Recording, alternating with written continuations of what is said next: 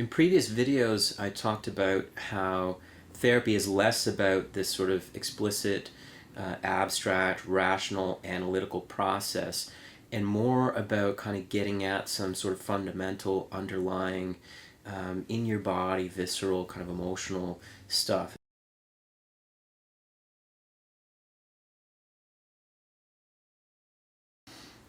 There are three parts to understanding or kind of talking about or expressing, an emotion, a feeling. The first part is the part that probably comes most naturally to people, and that's, the linguistic label that we give an emotion. Okay, so it's sadness, it's shame, humiliation, anger, rage, anxiety, and so on. Now this, for me, like that first part is the least important part, okay, in trying to explore, at least in a therapeutic sense, in trying to explore or understand, what it is that someone's experiencing, where are they stuck, okay? Because in the therapy exchange, like, we want to see if we can kind of, explore some of those things, if it's relevant, if it's related to why a person is having difficulties in their life. So the label's least important because, of course, if I give someone a checklist, of emotions, and they go through, it's this one, they check it off and hand it back to me, I'm not any closer to the feeling. I know in an abstract sense, okay, this is what it is, and I know roughly kind of what it might be like if I've presumably felt, say anger or sadness before. I know kind of what that is. I can empathize. I can, imagine, what that was like for this person. But we're not any closer in the room in the therapy appointment, like, to the feeling itself. Okay, so the label is in my view the least important. The second point, or way of getting at a feeling, is what it's like, what it feels like, to experience an emotion, to be in an emotion. Okay, so just to be clear, this is, like anger feels very different from sadness. Okay, so sadness, for example, most people describe it as being like a lump in the throat, the sensation of wanting to cry, be tearful. People use different adjectives. They'll talk about kind of feeling heavy in their chest when they're feeling sad.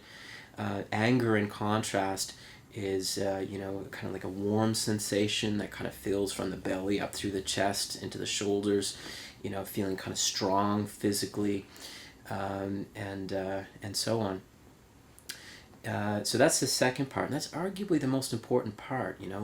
So when I ask people in a therapy appointment, like, they're talking about a feeling, right, and they use the label, right, so they say, I feel sad. Well, how do you feel about I feel sad, right?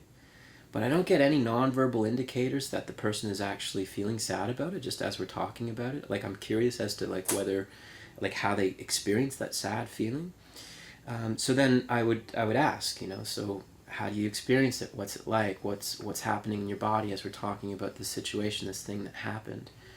And that's an invitation for a client to kind of get at that second part of the emotion. Like, what does it feel like?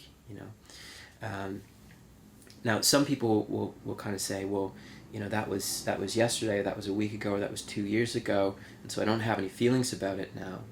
And maybe sometimes there's truth to that, but the human mind is such that we can project ourselves into the past and the future. We can worry about things, we can have feelings about things that haven't happened, and we can have feelings about things that have happened. The body doesn't know the difference, so the body's going to react to a certain degree, in ways that kind of line up with those different affective states. So at any rate, that's the second part of an emotion.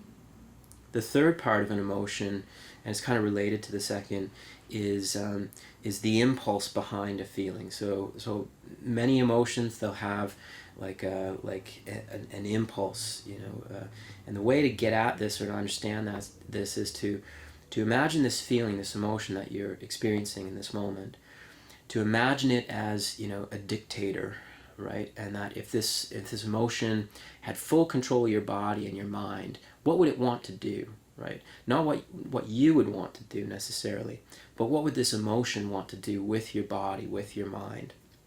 And so Anger, for example, there's usually an impulse to want to lash out at someone or something, to hit something, to grab something, to punch something.